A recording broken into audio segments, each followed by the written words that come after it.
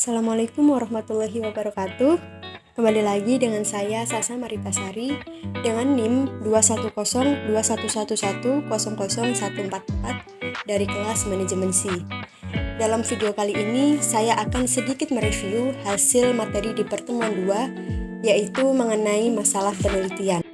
Dalam video kedua kali ini terdapat 5 poin yang ingin saya sampaikan. Yang pertama yaitu pengertian masalah, yang kedua sumber menemukan masalah, yang ketiga menggali masalah, yang keempat perumusan tujuan penelitian, dan yang terakhir yaitu perumusan manfaat penelitian.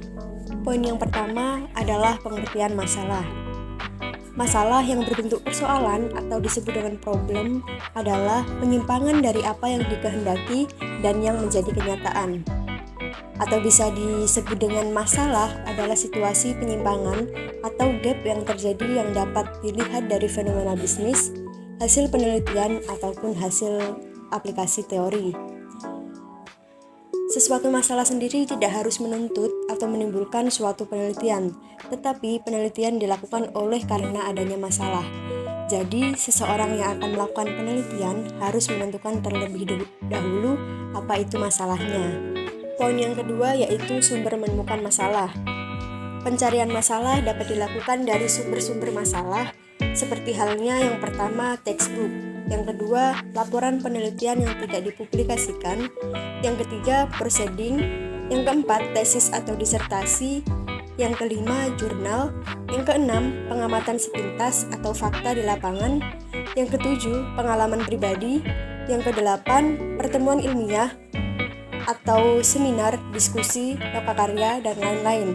Yang kesembilan, pernyataan pemegang otoritas, dan yang terakhir, perasaan intuitif pribadi. Poin yang ketiga yaitu menggali masalah. Tahapan dalam menggali masalah yang pertama ada identifikasi masalah. Sebelum melakukan penelitian, peneliti harus mengidentifikasi masalah terlebih dahulu. Terdapat 3 cara yang bisa dilakukan oleh peneliti. Yang pertama yaitu fenomena bisnis atau data lapangan, yang kedua research gap, dan yang ketiga ada teori gap.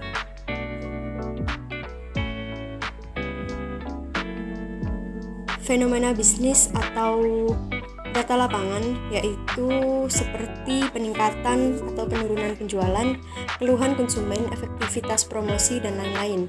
Masalah ini dapat ditemukan di perusahaan melalui observasi laporan-laporan, berita di koran, jurnal, dan lain-lain.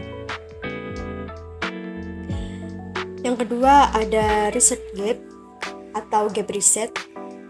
Seperti ada variabel yang sama, tetapi hasil penelitian menemukan temuan yang berbeda. Contoh ada 2 penelitian dengan hasil yang berbeda. Seperti contoh, pada penelitian Zakiyah 2007 menemukan fakta bahwa kualitas layanan berpengaruh terhadap kepuasan. Sedangkan penelitian Darmayanti pada tahun 2006 yang menemukan fakta bahwa service performance yang baik tidak selalu menghasilkan kepuasan nasabah. Cara yang ketiga ada gap teori. Gap teori ini mengkaji teori dan membanding-bandingkan berbagai teori yang kemudian digugat dan menawarkan teori baru. Tahapan yang kedua ada pemilihan masalah.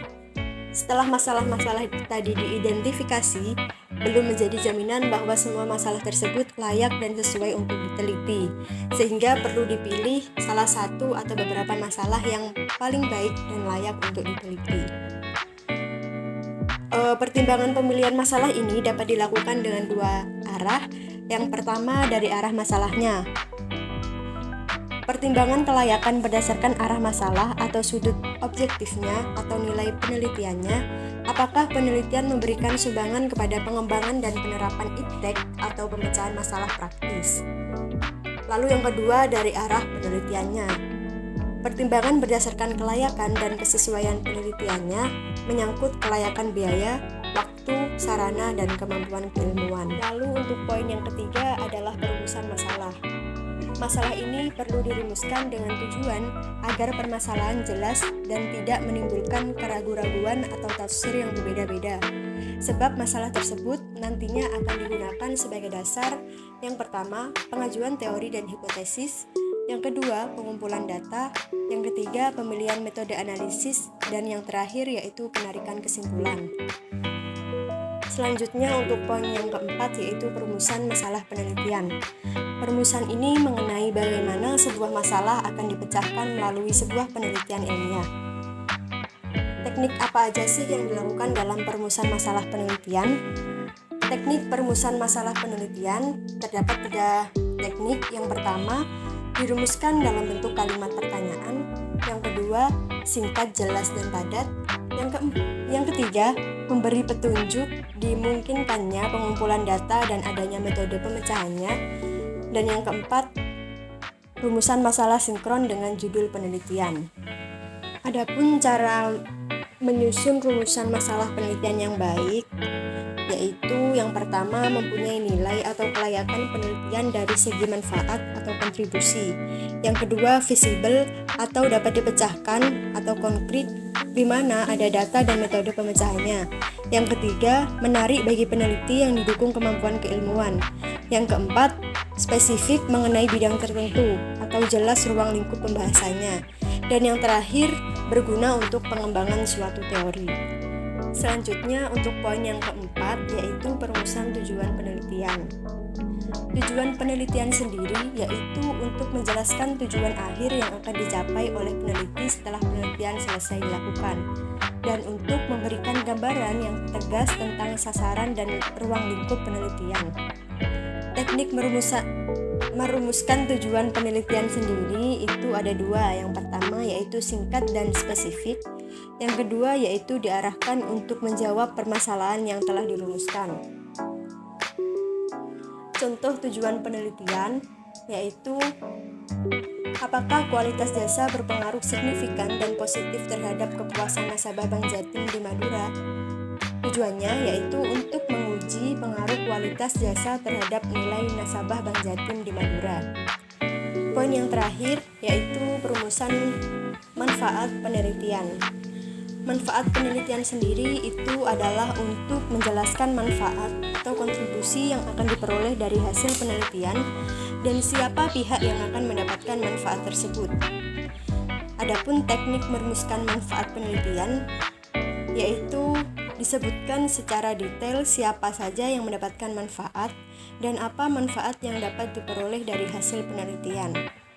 Manfaat dapat dikaitkan dengan orientasi penelitian, apakah mempunyai kontribusi pada pengembangan dan penerapan ipteks, pengembangan kelembagaan atau organisasi, atau untuk pemecahan masalah-masalah praktis atau menunjang pembangunan tersebut. Terdapat beberapa contoh dari manfaat penelitian bagi para peneliti, yaitu hasil dari penelitian ini diharapkan dapat memberikan manfaat bagi peneliti dalam hal wawasan dan pengetahuan serta syariah relationship marketing dalam meningkatkan kepuasan dan loyalitas nasabah di dunia perbankan syariah, khususnya di PBRS Bakti Sumakar Sumeneb.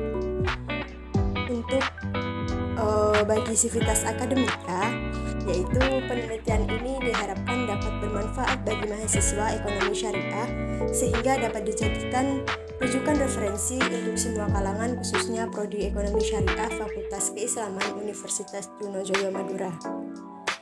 Dan yang terakhir bagi instansi atau lembaga keuangan, yaitu penelitian ini diharapkan dapat dijadikan masukan bagi praktisi perbankan syariah dan pihak manajemen perbankan dalam meningkatkan kualitas pelayanan serta bagaimana memelihara hubungan yang baik terhadap nasabahnya.